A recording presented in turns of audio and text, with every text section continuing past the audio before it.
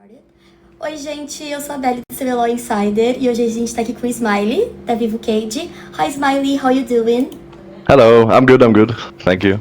So, congrats on your victory. And I want to ask, this is your first split as official head coach. And has anything changed in how you see the team and the game since you are in other roles within the coaching staff?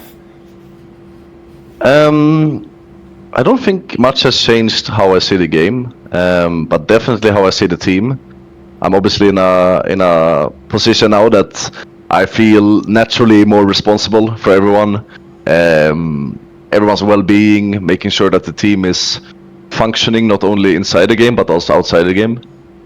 So that has been the big change. I think as a player, I had this kind of personality too, but at the end of the day, it's a head coach job, and this was the same as assistant coach. I think I did a lot of job to make the team mesh and be able to communicate even outside the game and feel good in the room. But now at the end of the day, it's my responsibility alone. So it's a bigger burden, I think, that I'm not so used to, but I think I'm trying to adapt the best I can. That's great. And what's the main identity you want to build to Vivo Keyd? Like, what would you like to be recognized as the face of your team, your identity as a coach? I think I really want to be a team known for its smartness on the map, its patience, but also decisiveness when it calls for it. Just a good macro team. That is, like, I think always the hallmark of a good coach. But I also want to give space for the players. You know, I want that's something I'm working on now, actually, to have more input from the players themselves and more direction from the players themselves, because I do believe to be a really high level team, like, I can tell them, okay, you be here for this objective setup, you should be in this lane and push this wave. But at the end of the day, when you get tempo on the map and when you have freedom to make a play, it needs to come from the players. Like, you have a zone that you maybe control.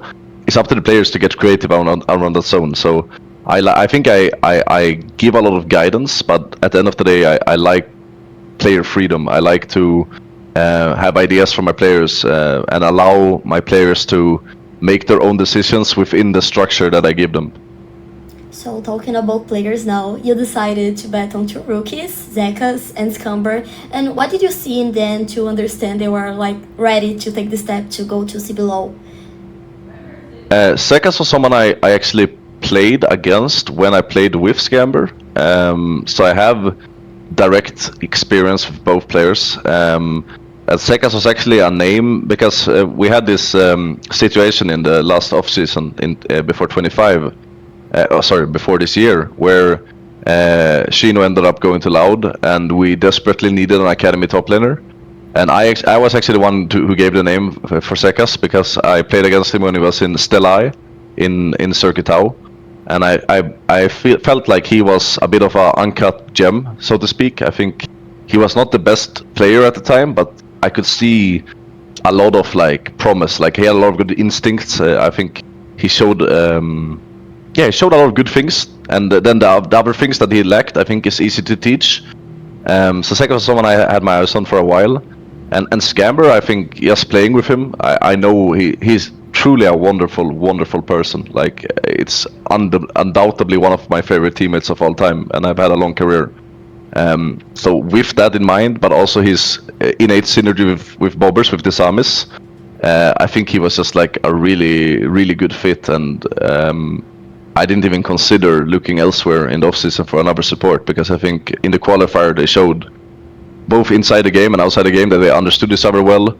I think Scamber is a player who's very willing to compromise too, and Desamis has his way to play the game. So I think they're just like a really good fit, and also it's just as I said, a great person, and I think I value that a lot too when I'm looking to build my roster. And now talking about Jeskla, Kate chose to bring Jeskla in a DC role. And what are you looking for in region player that you wouldn't necessarily find in Brazilian market? Like, what brings Jeskla to the team? I don't think there's, like, any defining characteristics that like a foreign player would have over a Brazilian necessarily.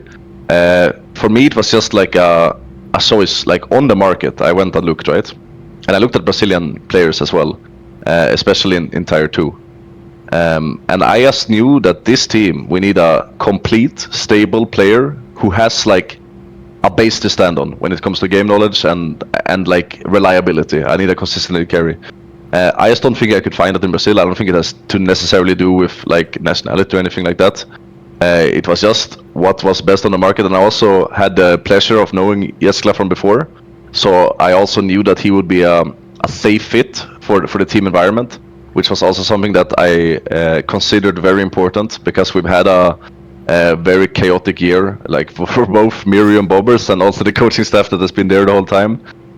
So I really wanted to make sure that we had a good environment and an atmosphere to be able to grow, because I knew that with Sekas and Scamber coming up, and even Bobbers coming back from academy, we would need some learning time, some growing time, and I think having a good environment is so key to that point. So that was also something I was took into consideration with Jeskla. But like with that, like completely ignoring that part, I also think he's just like a great player, and I think he's a very undervalued piece. And I think we will see more of that if nothing changes in Tier 2 in Europe. We will see more players who are exceptional, who can't make it to LEC, but that also doesn't really want to stay in the Tier 2 in Europe. So I wouldn't be surprised if we, in the future, if nothing changes in Europe, that we'll see more Tier 2 imports over there. Oh, that's great. And now talking about Bobbers. Bobbers spent a split in academy and won the Circuitão, and now it's her turn to the main team. And what do you think?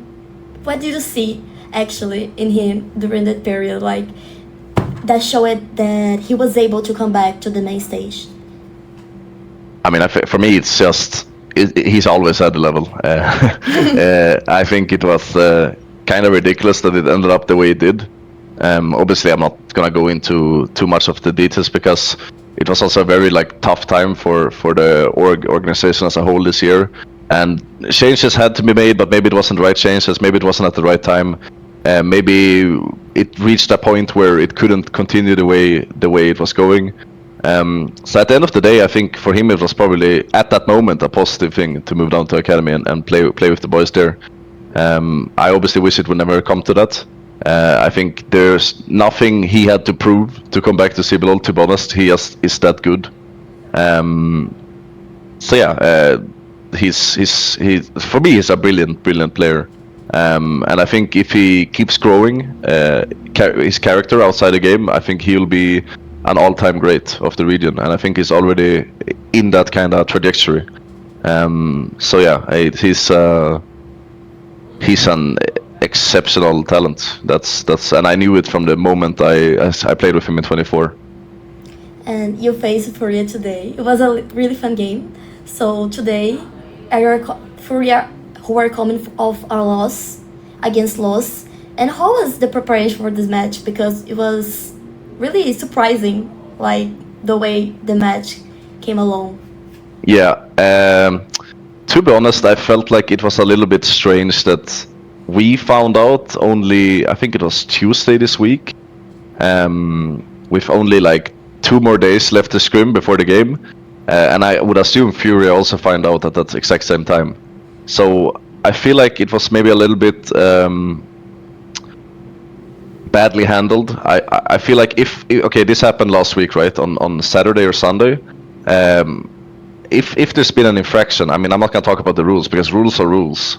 So at the end of the day, if Riot feels that they have to punish him for it, I'm not gonna talk on that. But I feel like if they found the infraction at last weekend, I feel like they should have informed us and FURIA of that as soon as possible. So it came a little bit in the middle of the week. It was a bit weird. Obviously, it sucks for them. And to be honest, I think it would have been more hype, obviously, to play the full FURIA roster. And like, I'm not gonna complain. We get an easier game, but I feel like we're in the stage where I would almost rather play FURIA with the full roster and get a proper game on stage. But it happened, and I think it was also very obvious that there was nothing that Tatu was doing with malicious intent. I think it was an innocent mistake and something that maybe they didn't know about. So yeah, that's it, I guess. I just wish Riot was maybe a bit more quicker with the communication. And looking forward to the next games is against Fluxo, right? And a team that only changed one player, the top laner. And what are your expectations for that series? I think Fluxo's a solid team. I thought they were a solid team even last split. I was a little bit surprised to see them make the change they did, but I also understand that Sotve is probably a player that their coaches was very familiar with, because I believe they're both from LLA, and they probably felt like they needed some kind of change. I just think there are, like, I'm not sure about the top lane, if it's an upgrade, side grade, downgrade, but it doesn't really matter. I think they're a team that has a good structure, and they play good. I think their mid jungle is very strong. And that's something that we have to be careful about, because I think if teams can match us in the mid-jungle department, it will be a harder game for us. And I also really like Bao. I think Bao is a very underrated player because of the position he's been put in a lot. I feel like he's been playing the supportive role, but like being the bridge for the team. And I think he's a very stable AD carry and a great player. And I know him from he played in Europe for a while in Gentleman's and LFL, and he played in Turkey for a bunch. So I'm familiar with him, and I think it's good. And I think Momochi has also been a nice surprise for the league. I think we need more Brazilian supports desperately, and I feel like he's filled the role pretty well. So it's gonna be an exciting game. I think we should be pretty evenly matched. So I'm hoping for a free game banger and a lot to learn for us.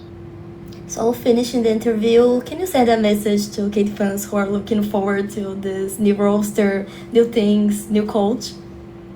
Yeah, thank you guys so much for the support. It's been super cool to see. I know it's been a lot of doubt coming into the split, but I can assure you that changes had to be made, and I'm just hoping that I can carry the mantle in a way that fits you guys and the way that you deserve.